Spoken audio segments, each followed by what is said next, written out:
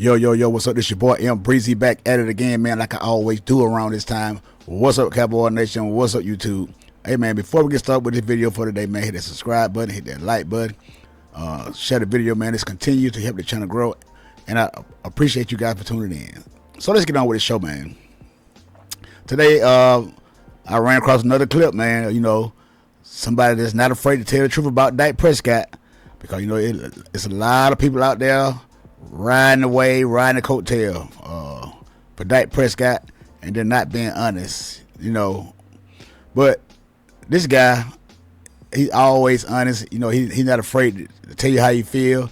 He's gonna say what's on his mind, and he don't care what nobody else think about it or who else don't like it. You get in your feelings, so what? Chris Canty, a former Dallas Cowboy player. We drafted this guy, and you know, he got a little show on ESPN called Unsportsmanlike with Chris Canty. And, you know, his partner on here was talking about Jerry Jones and how he think that Shedeur Sanders might be on Jerry Jones' radar. But, you know, I'm not going to focus on that part. But what I'm going to focus on is what Chris Canty had to say about everybody talking about Dak Prescott is going to be making this huge amount of money. There are going to be teams knocking down the door for Dak Prescott to get $65 million a year, over $60 million a year, put it like that. But I'm the kind of guy that I don't believe that. I don't believe that. And these, everybody on TV throwing out how Dak Prescott is going to be this. Somehow, the guy that haven't won but 2 playoff games, 2 and 5, and struggles against good teams, is somehow going to reset the quarterback market. Man, I don't know what it is, but if that's the way it goes, man, and I get it, because, you know, that there's a lot of people out there that hate the Cowboys, but for some reason you got all these analysts and pundits trying to make that Prescott reset the market. I just don't see it, man. I'm an avid Cowboy fan. I've been a Cowboy fan, like I say, about 48 years now in county. And, you know, I can say I know football. I can say I know what a quarterback looks like. But I know in this day and age, they call it the next man up. But I don't agree with that. Especially for a guy that's going into his 9th season. And, you know, I feel he reached his peak. But, you know, I don't know if this is some kind of tactic to try to get Jerry Jones and Steve Jones to pay Dak Prescott all this money so they can be stuck with Dak Prescott, so they can have something to talk about. And they know if Dak Prescott is behind center for the Cowboys, we're not going to go nowhere, man. We're not going to win no Super Bowl with Dak Prescott, man. These guys know it. And I think they're afraid for the Jerry Jones and, you know, to move on and try to find another quarterback that can get the Cowboys over the hump, because, man, we got too much talent on this team, man, that's being wasted. And, you know, like I said, like I said, the salary cap situation thing, you know, you can't keep everybody, man. The guys they're gonna want to go out and get their money. You can't blame them. But you got these Dak Prescott fanboys on here that make their name off of Dak Prescott's name for the channel. You know, and man, you know, do what they do, man. But I'm not gonna fall for it. A lot of you guys can fall for it, but I'm not gonna fall for it. Well, you cannot trick me to believe that Dak Prescott is going to somehow, going into his 9th season, turn things around. And like I said, I don't care about none of this training camp activities, because we hear this every year about Dak Prescott and the Cowboys. You remember last year when Trayvon Diggs called him a B-word. You know, it's the same situation, man. Dak Prescott, he looked good in training camp, man, going against these second-team guys back then in the secondary, man. And Dak Prescott throwing down to the wide receivers. And some, you know, Jalen Tolbert and the Johnson guy, all these guys are making great catches. But it don't matter if you're not going to do it in the regular season, because we've seen this before from Dak Prescott when the season starts. These guys are nowhere to be found. Half the guys don't even get in the game. Half the guys don't even make the team, and most of these guys are on the practice squad. So y'all can go ahead on, man, and try to make Dak Prescott something that he's not. But let's take a listen to this clip, man, with Chris Canty, man, and because these are some of the same things I've been saying. I don't believe that all this big number that guys are throwing out there about Dak Prescott. So let's listen to Chris Canty, man. Then we're gonna come out with some commentary. Taking over as well. Yeah, I mean, first of all, the phrasing of that was pretty interesting by you. But I will say this, like when you start looking at the quarterback class for 2025, Shedeur Sanders is going to be right there at the top of the list. And if you're Jerry, how could you not entertain the possibility of life after Dak Prescott, right? I think in a roundabout way, he started down that road when he traded a 4th-round pick for Trey Lance. So I think Jerry is clearly trying to hedge against Dak potentially leaving. And big fella, we speculate that Dak's market, because he's got so much leverage after the season, is going to be upwards of $60 million a year. All of those things are true. But when I look at the Dak Prescott situation and I look at the demand for quarterbacks and the asking price for quarterbacks, you have to wonder whether or not the market could potentially be artificially capped. And what I mean by that is this. Once upon a time, there was the belief that Lamar Jackson, who was franchise tagged, could potentially be on the move from the Baltimore Ravens.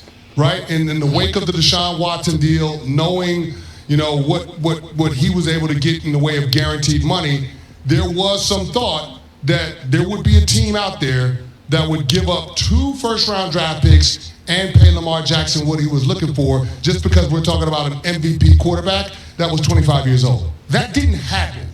And so the demand that we thought would be there for a quarterback of that ilk, turned out it wasn't there. Now, I'm not saying that it's because of the owners colluding. I'm also not taking that possibility off the board. I know this is reckless speculation, but we perceive there to be a huge demand for Dak Prescott, knowing that he's going to go into free agency unencumbered.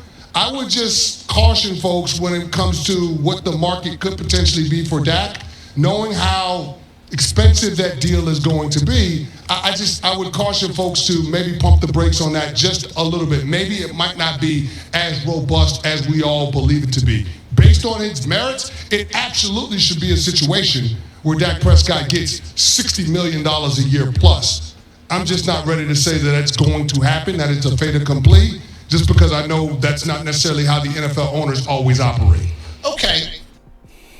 So there you heard Chris Canty, man. Because like I say, man, if all these young guys like Jared Goff, Trevor Lawrence, Tua Tagovailoa, Joe Burrow, and Jalen Hurts, Lamar Jackson, all these guys out there is Josh Allen. Look at these guys and look at that. So what makes you think that Dak Prescott is going to reset the market after all these quarterbacks that I think are better than Dak Prescott are making what they're making, around $55 million a year, the highest paid? That's the highest. So what makes you think that Dak Prescott can reset the market?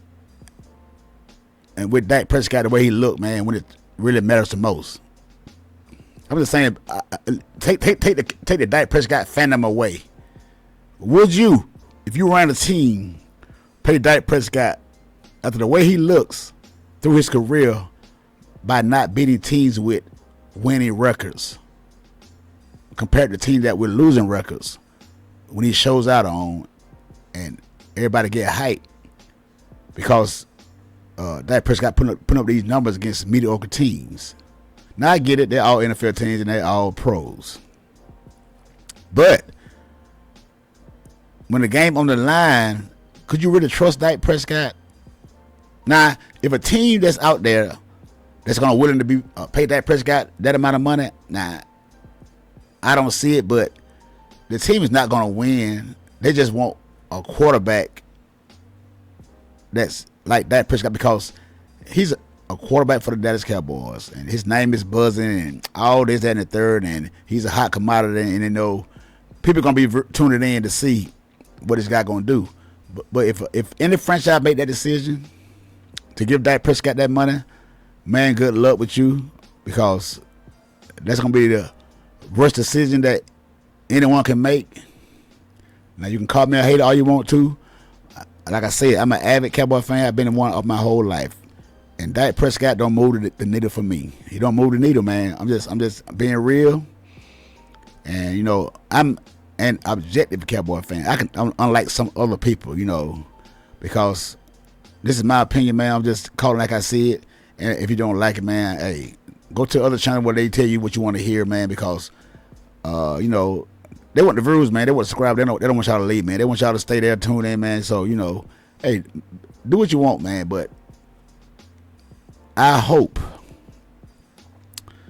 that this is the last season for Dak Prescott with the Cowboys, and the way it's going is looking like it. And the first game, man, we got to play the Cleveland Browns, man. And the last time we played Cleveland Browns, that was Dak Prescott. That was first game. That was, I think, the second, third game of the season. Before he got hurt his ankle.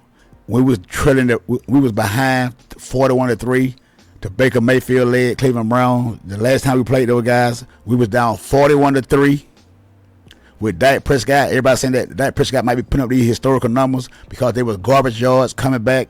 We was 1-3, man, when the guy got hurt. 1-3. We were down 41-3 to the Baker Mayfield led Cleveland Browns. Think about that. Just think about that. 4 years ago, and hey, man. But like I say, man, be careful what you wish for, man. Be careful what you wish for, and we don't have long right now before the season starts, man. So that's when we're going to see what's going on. For the sake of you all, Dak Prescott lovers, man, with this schedule coming up, man, I just hope this guy don't embarrass y'all, man, because I can see it coming. I can see it coming because how long can you keep winning 12 games every year, man, without winning just one playoff game, or even don't win no playoff game? I mean, it's just reality, man. Hey, man, hit that subscribe button, man. Hit that like button, man. Share the video, man. Let's continue to help the channel grow. Leave a comment down, man, in the comment section, and tell what you guys think about, Dak Prescott and the situation, what Chris Canty had to say. Until the next time, it's your boy Breezy, and I'm out.